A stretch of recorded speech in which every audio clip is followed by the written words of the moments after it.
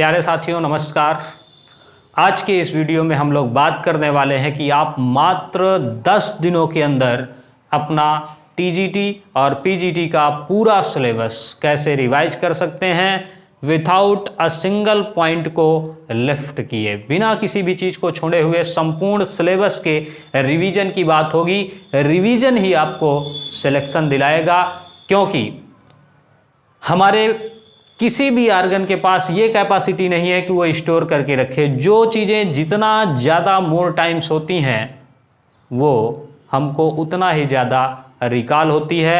हर एक चीज़ को रिकॉल करना काफ़ी ज़रूरी है। तो मैं कौशिक त्रिपाठी आप सभी का आपके अपने YouTube channel Kautilya education point पर स्वागत करता हूं।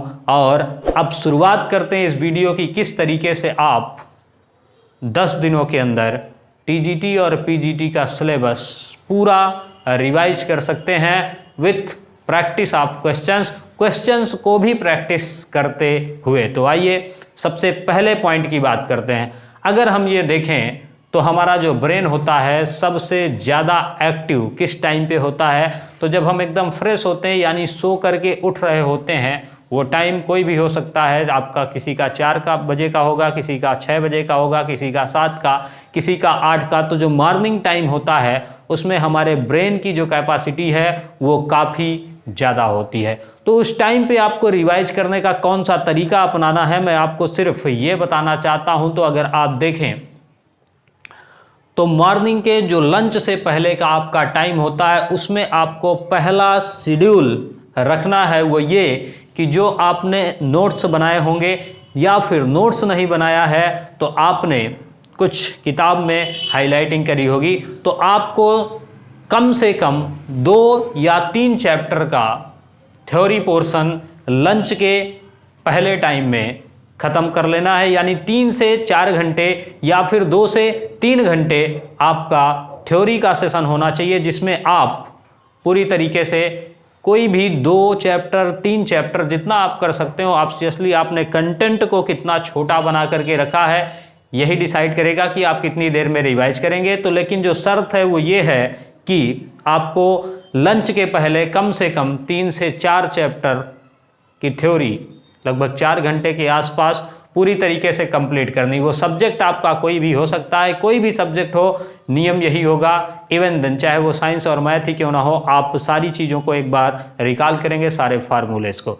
तो लंच के पहले पहले चूंकि ब्रेन हमारा काफ़ी ज़्यादा एक्टिव होता है तो हम थ्योरी पोर्शन को काफ़ी अच्छी तरीके से क्या करेंगे, रिवाइज कर लेंगे। इसके बाद लंच के बाद का जो टाइम है उसको क्या करना है, सारी चीज़ें करने के बाद अगर आप चाहते हैं तो एक नैप भी दोपहर में ले सकते हैं, जिसमें आप 30 मिनट आराम कर सकते हैं भोजन पानी के बाद। और इसके बाद जो आपका बाद का रूटीन होगा आफ्टर द लंच, जितना भी टाइम आप 3, 4, 5 जो भी ले रहे हों, उसके बाद आपने जो 4 चैप्टर 3 चैप्टर या 2 चैप्टर पढ़े हैं उससे कम 100 MCQ को लेकर के आप बैठेंगे। वो MCQ आपके प्रीवियस ईयर क्वेश्चन हो सकते हैं, आपके किसी ना किसी मॉडल पेपर के क्वेश्चंस हो सकते हैं, या किसी भी सोर्स के आपके क्वेश्चंस वो हो सकते हैं। कम से कम आपको 100 क्वेश्चन, 100 से 150 क्वेश्चन जो भी उस 3 से 4 चैप्टर में बने हुए हैं जिनकी आपने थ्योरी करी है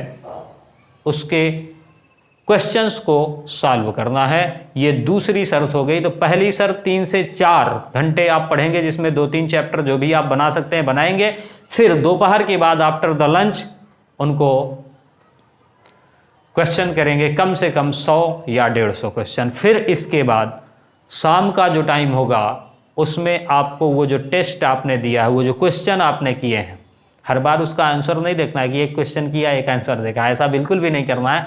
100 क्वेश्चन आपको लगातार लेकर के बैठना है उस टॉपिक के और क्वेश्चंस को करते हुए चले जाना है। शाम को कम से कम आप आधा या 1 घंटा जितने में आप चेक कर सकें टोटल, उसको पूरा जो आपने क्वेश्चंस को सॉल्व किया है उसको चेक करने के लिए हर एक पॉइंट को लगाना है और देखना है आपके कितने क्वेश्चन सही हुए और कितने क्वेश्चन गलत हुए। देखिए, टेस्ट का पोस्टमार्टम करना बहुत ज़रूरी है। अगर आप टेस्ट का पोस्टमार्टम नहीं करते हैं तो आपको टेस्ट देने से कोई मतलब नहीं है। अब अगला काम क्या होगा, इसके बाद का पहला स्लॉट हो चुका है, दूसरा स्लॉट हो चुका, तीसरा स्लॉट वो है जिसमें आपके जो क्वेश्चंस गलत हुए हैं उसके टॉपिक को एक बार फिर से रिवाइज करना और देखना है कि ये क्वेश्चंस में मेरा क्या मेथड गलत था या क्या थ्योरी गलत थी या किस कारण से ये गलत हुआ, ये चेक करेंगे और उसको रिवाइज कर लेंगे।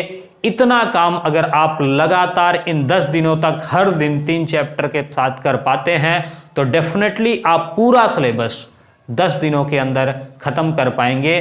तो ये 3 शर्त हैं आपकी, और एक शर्त ये भी है कि आपको चैनल को सब्सक्राइब करना है अगर एग्जाम को क्रैक करना है। खैर ये मजाक की बात हो गई। तो ये 3 काम आपको करने हैं, और इसके बाद नेक्स्ट वीडियो मैं लेकर के आ रहा हूं जिसमें आपको इस 10 दिन का पूरा विथ टाइम टेबल आपको बताऊंगा कि किस तरीके से आपको इस 10 दिनों में अपने आप को वेल प्रिपेयर करना है। इसकी बात हम लोग अगले वीडियो में करने वाले हैं। तब तक आपके प्यार का इस वीडियो को इंतजार रहेगा और मिलते हैं अगले वीडियो में। धन्यवाद।